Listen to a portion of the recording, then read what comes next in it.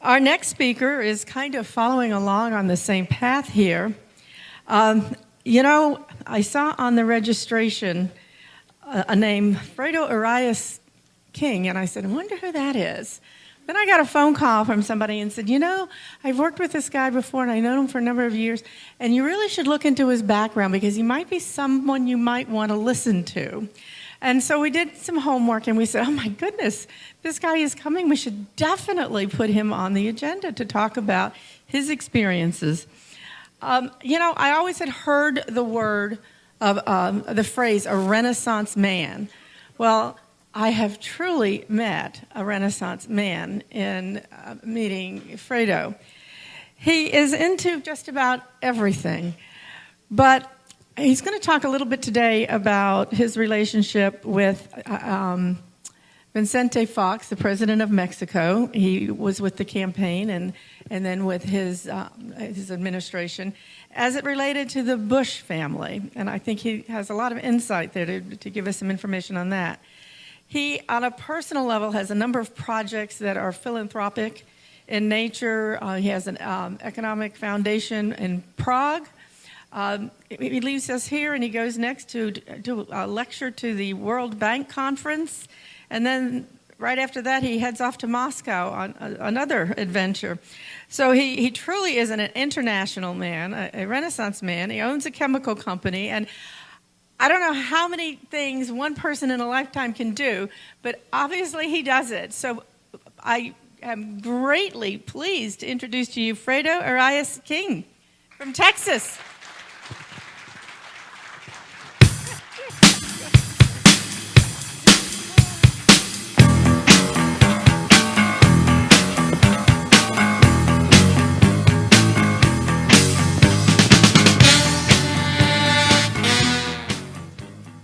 Thank you very much. I'm very happy to be here in New Hampshire just for the second time in my life. But I was telling my friends that I've made more friends in the past 2 days than I think I have back home. So April 7th of 2000, almost exactly 15 years ago, there was an overlooked foreign policy decision by presidential candidate George W. Bush, which had repercussions far beyond then and now. So we're here to visit that decision and how it relates to the now. So why foreign policy? Why does it matter? The U.S., and this is kind of overlooked most of the time, is very sensitive in its domestic politics to the results of foreign entanglements. Several U.S. presidents I can think of just off the top of my head, just this past century or the past 100 years, owe their presidency to some foreign entanglement and the results thereof. Sometimes good, like Eisenhower, right?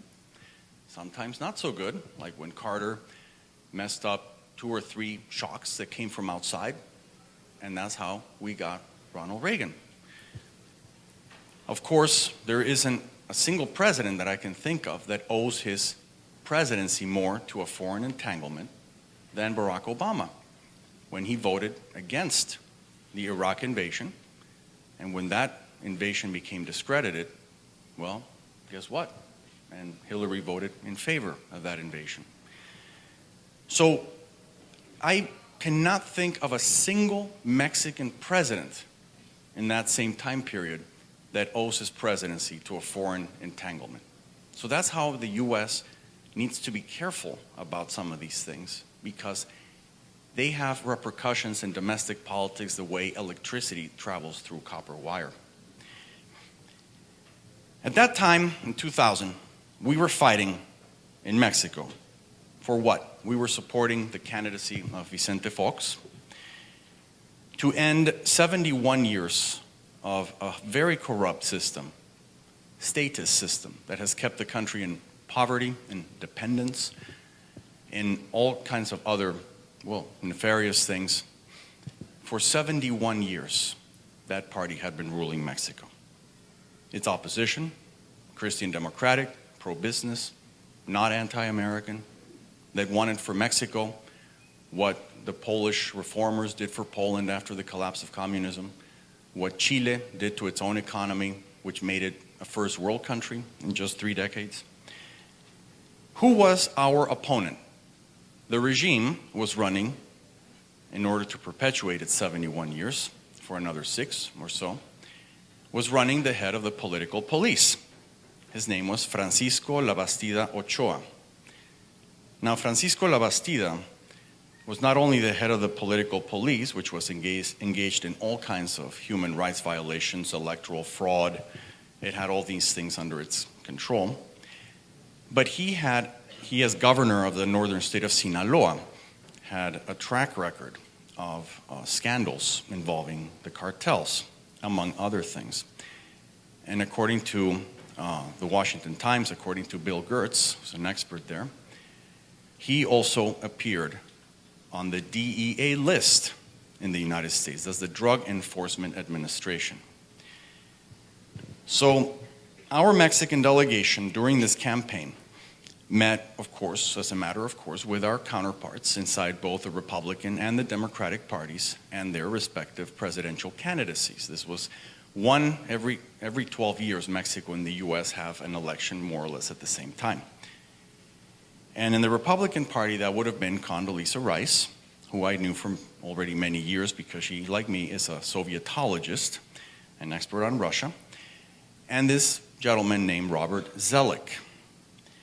So what happened that April 7th of 2000?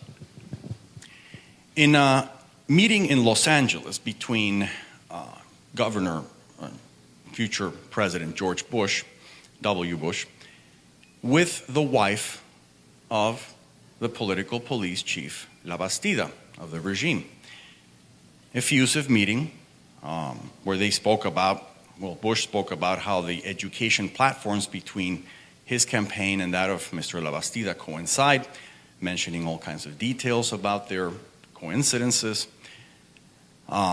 This from a man that cannot name the president of some key allies at that time.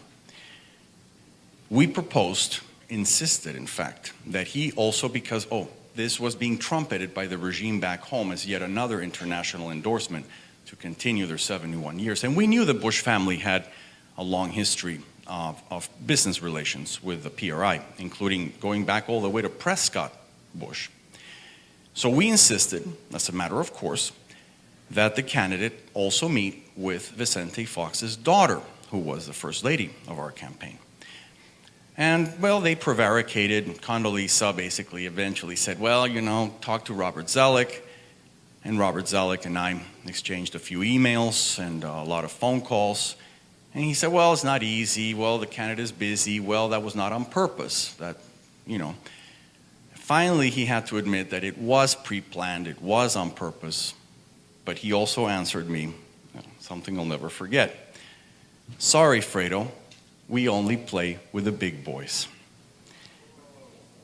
Fortunately, again, much of this was in emails. We had those emails going back and forth. And at that time, and even today, the Bush family admitted and admits that Mexico in the year 2000 was a dictatorship. How do I know they still admit this? I was just in Dallas at the library, the Bush Library and Museum, and there was a map of the world. And if you press the year 2000, it lists the countries that are democratic. This globe even lights up. Mexico was not one of them. So they knew. A few days later, the governor of Florida, Jeb Bush, also received a delegation from Mr. Labastida's party. And he also took their picture. It was effusive. It was, I love Mexico kind of thing. We also proposed to the Jeb Bush and the governor, officially the government of Florida, to have the same opportunity with Fox's daughter or anyone else from our delegation to balance things out. There was never any reply. Fox, of course, knew all this. At that time, Vicente Fox was the good guy who was not going to win. Former Coca-Cola executive, boot-wearing gentleman rancher, from a Christian Democratic Party. His grandfather hailed from Ohio. But he was not going to win. In fact, it took everybody by surprise when that July 2nd, Fox wins. Oops. Now what happened? Fox, who had never made any anti-American comments or was sympathetic to the Republicans, I guess, or Democrats, why not? He forced George W. Bush to call 4 times before he took his congratulatory call. Now, mind you, Bush was still candidate Bush. Fox was president-elect Bush. Bush was scared. He went all out. He went all out to, in a way, apologize, I guess, to Fox and to show that he loves Mexico, that he was going to make Mexico the #1 priority. Flew immediately, to try to meet with Fox and all this. Our delegation had the red carpet in Philadelphia. Catherine Harris, the Secretary of State, rolled out that red carpet for us in Philly. Philadelphia, of course, is a Republican convention where I was representing the party of Fox. We had 1 hour with Condoleezza Rice, where she basically said, in Russian, "I'm sorry, it was all Robert Zoellick's idea."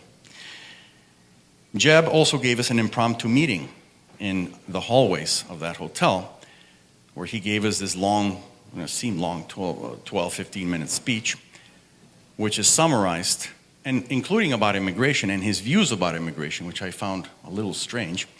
You can find them if you look in Google, the Center for Immigration Studies, this backgrounder called "I Understand Your People." So anyway, they were scared. They said many things. Why did they do this? It's complex. It's very complex, but I can come back another time and explain that. So what? Then the U.S. was absent when Mexican democracy was born. So what? They took the side of a dictatorship. So what? Affected relations personally with Fox. Yeah, so. But the main reason why this is a problem was because the Bushes put themselves in the United States in the hands of a foreign country. Why so? My Mexican colleagues, like Fox, were very upset and wanted to spill this into the press. I said, well, no, I dissuaded them from doing that. We actually did that a year later when there was no consequences. It came out in the Washington Post. You can also find that online, in the front page, in fact. But anyway, I dissuaded them and I said, well, Gore did the same to us. Another long story. There's 300,000 voters in Florida of Mexican origin or naturalized Mexicans.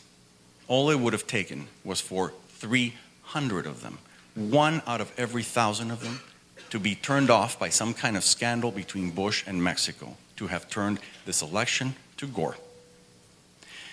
That Mexican delegation, in other words, had the fate of the United States and of the Bushes in its little pinky, and didn't realize it at the time. Of course, that's only clear in retrospect.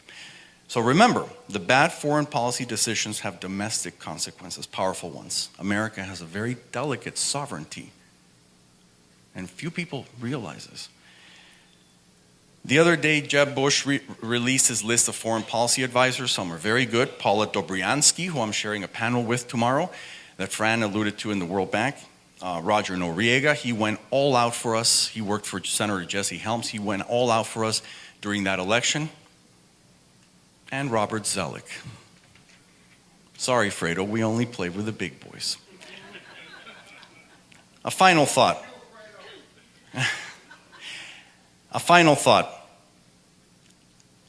All this mass immigration to the United States reflects a deep disease in Mexico. The elites do not want to reform Mexico because it's against their interests, their easy money, their monopolies. So amnesty immigration opponents in this country are not racists. In fact, you are helping Mexico to reform itself if you force the elites to do the things necessary to keep those immigrants at home. Thank you.